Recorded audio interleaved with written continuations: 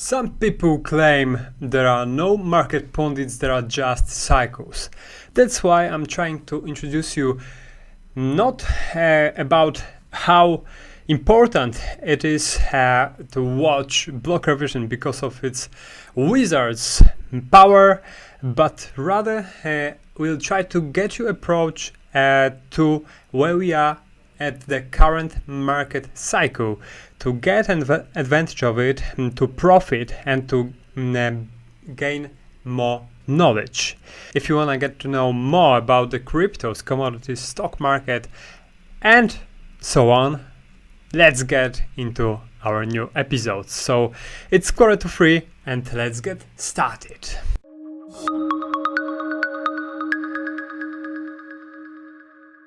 All right, and we are starting with economy view subject. So I would like to show you out the elements of how 2022 behave in relation to previous years in order to verify in which phase of a cycle we are. In order for this, I will guide you through asset class returns. So in 2022, we were going through the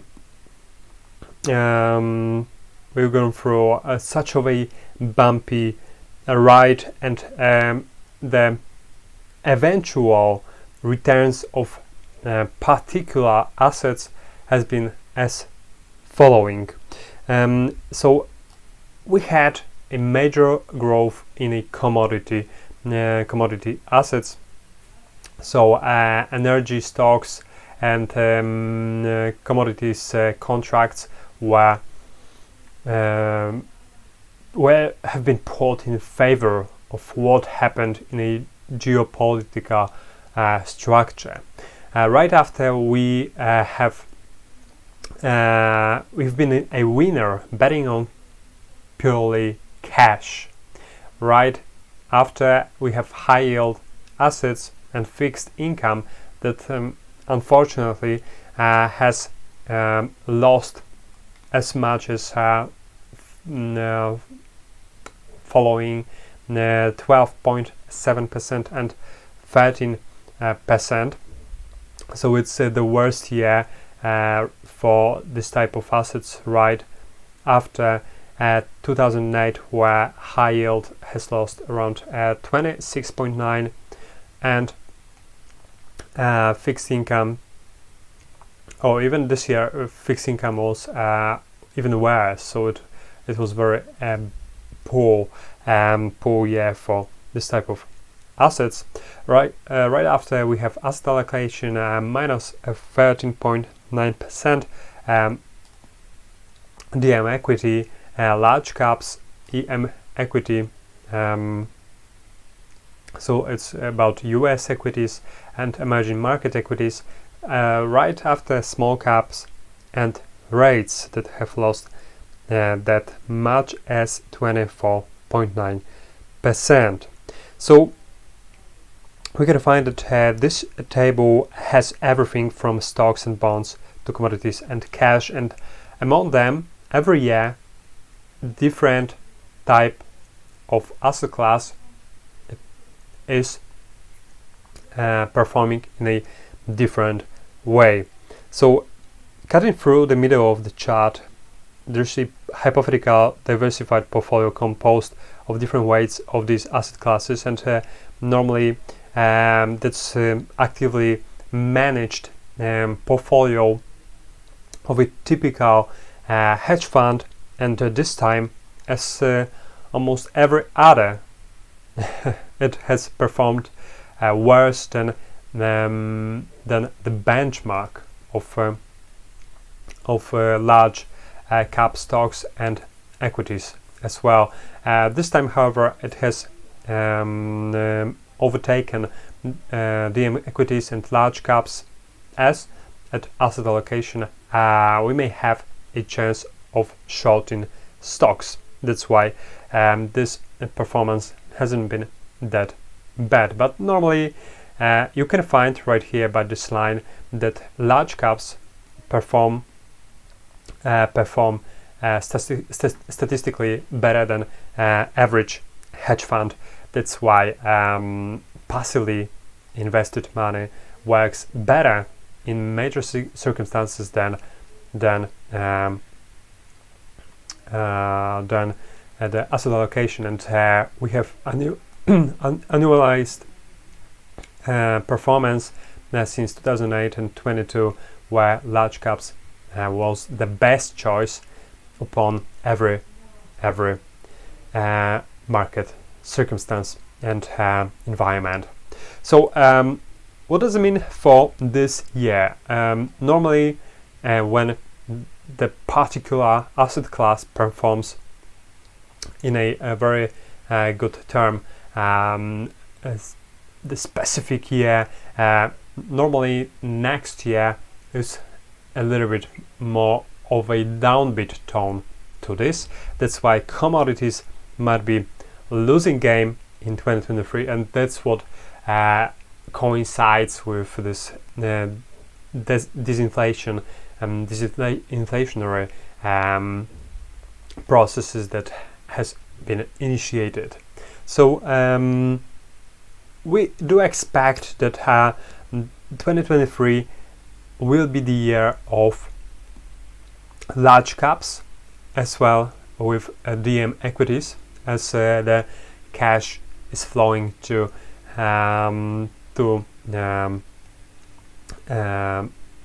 biggest markets at first, and as well that might be a year of fixed income alongside high yield assets. So we will find out how it play out, but I would bet for some of them with getting out of commodities next year.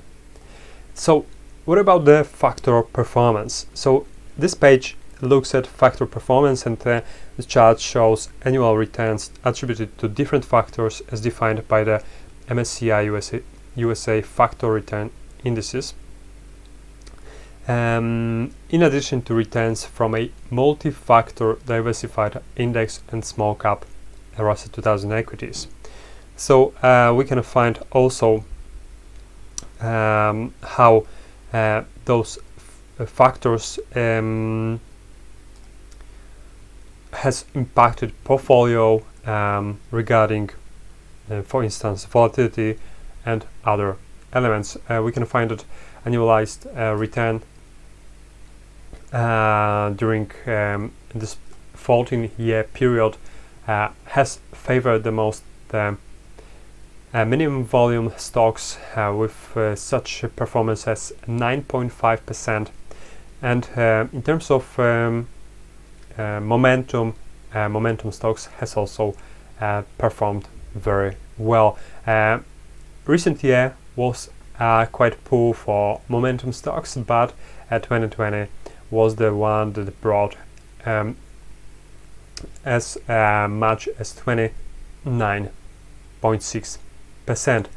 At the next notches, next positions, we have quality stocks, high dividends, cyclical, multi-factor, defensive, value, and small caps.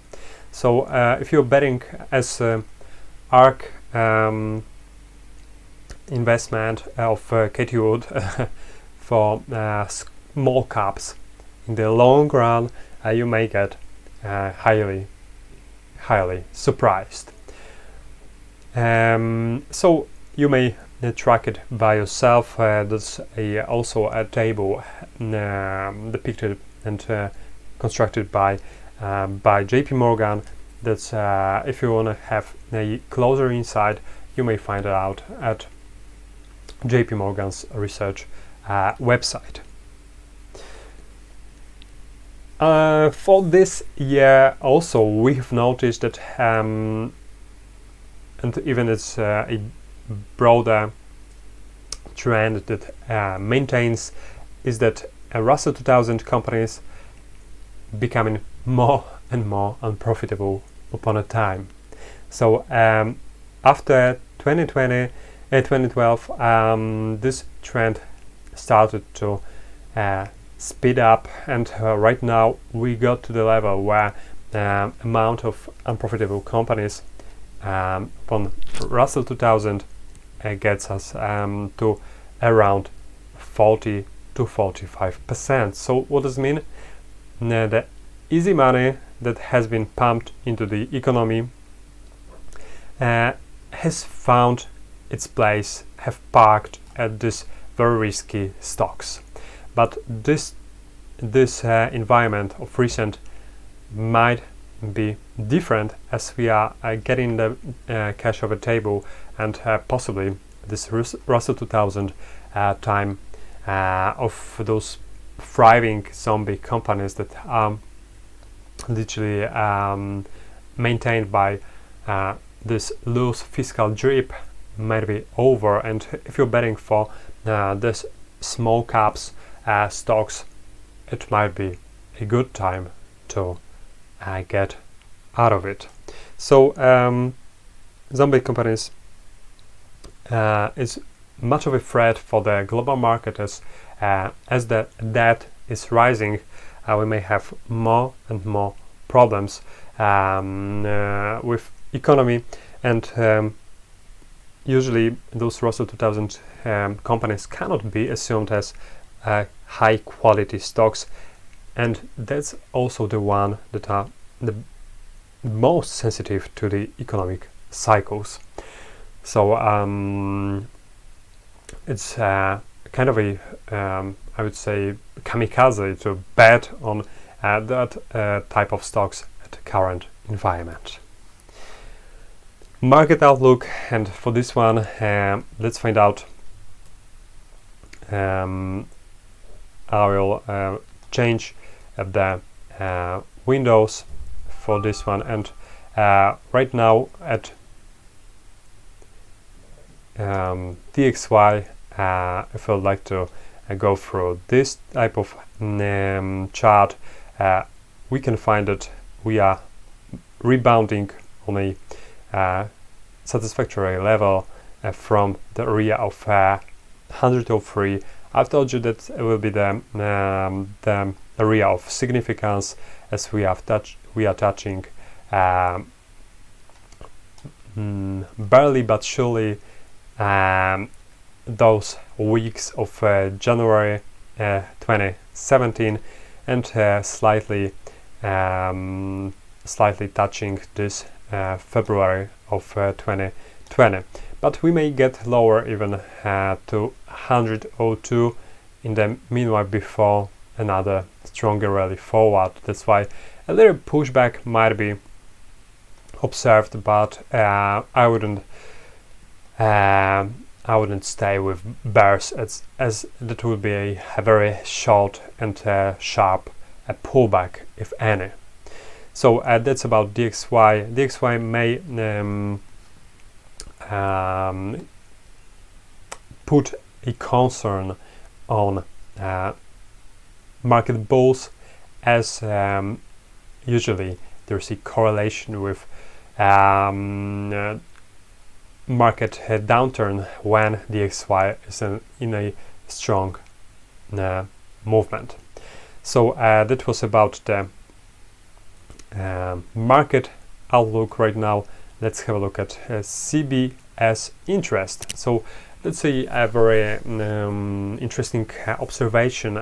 We can find that central banks has bet literally throughout recent 3 years on gold with such a increasing pace and increasing volume.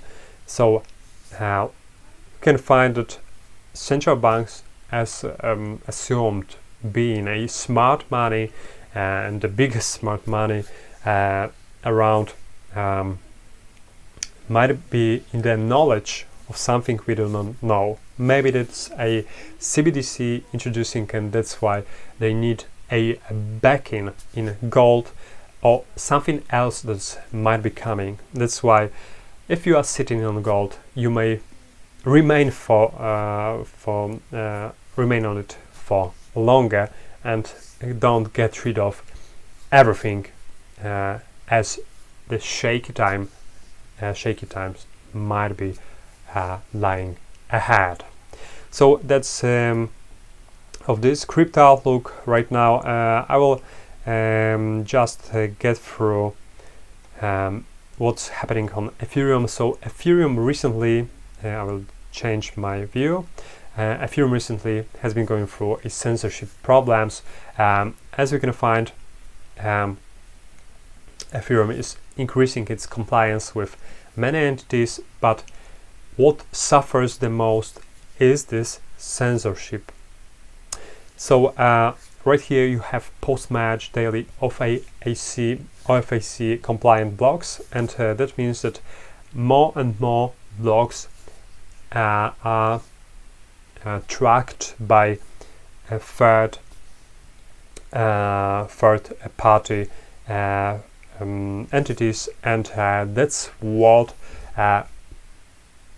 collides with the idea of decentralized and censorship resistant cryptocurrencies. That's why in terms of regaining and recouping its reputation, Ethereum would need to tweak something in terms of its censorship resistance, if you ask me. Otherwise, that will be replaced by something else that will help you and other users to use decentralized currency with a more anonymous manner. So I would say that there is a hard year in front of Ethereum, and without having this done, the problems of reputation might be pushing this solution at the margin of, I would say, idea of cryptocurrencies. So brace yourself, and Mr. Vitalik Buterin just find out what's and how to tackle this with this nagging problem. Right after, we have another element, that is market movers, and I will once again switch over to the website of Trading Economics, and on Friday, maybe let's have a look at this week. So we already through with Thursday's events with balance of trade that was a bit better than previously and better than forecasts. Balance of trade, however, in terms of Canada, as commodities, the demand for commodity has dropped. We can observe that this balance of trade has lowered much below prognosis, and today we have inflation rate. We have had an inflation rate of EA, and as supposed, it has dropped. So it's a good news for the euro area. And non-farm payrolls right after this one, and it's right as expected at 223. So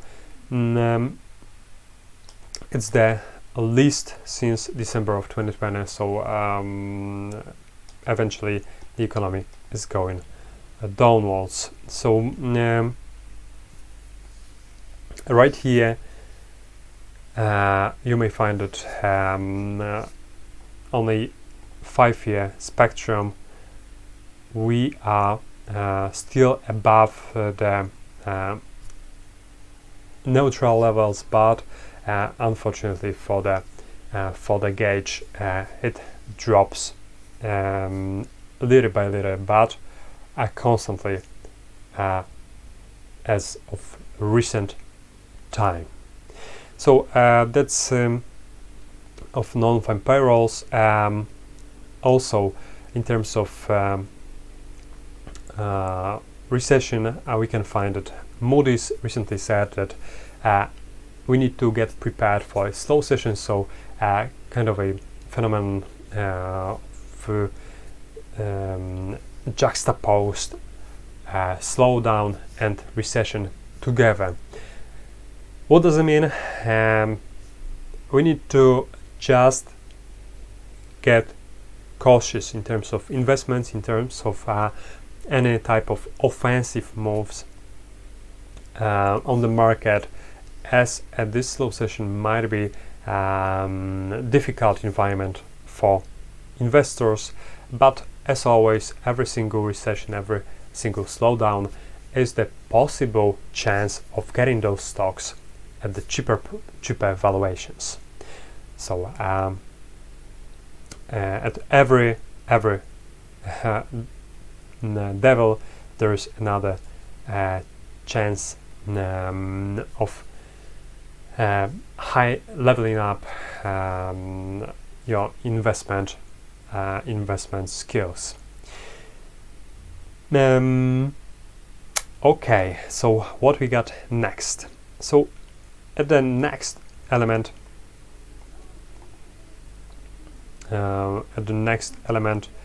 we can find.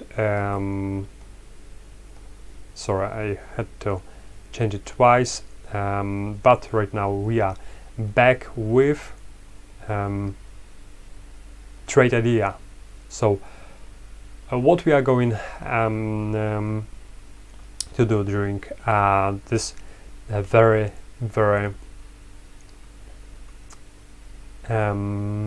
rough times on the market. So I do expect that with current circumstances, that will be very good for a dollar to get an interest in, and you may find out any dollar related stocks or other assets. So if you want to know what's in my interest, it will be for instance Euro USD, that's right now showing some weakness, and every single return to this area of 1.057 will be a great chance to short the stock, the currency pair. And so I would wait for the pullback on Euro USD. Recently we've seen we have rebounded out of the previous area, and that's what I do find interesting, will be reversing to 1.058 and afterwards having a drawdown of this levels. So if you ask me, the path on USD should be like this, with a short position being set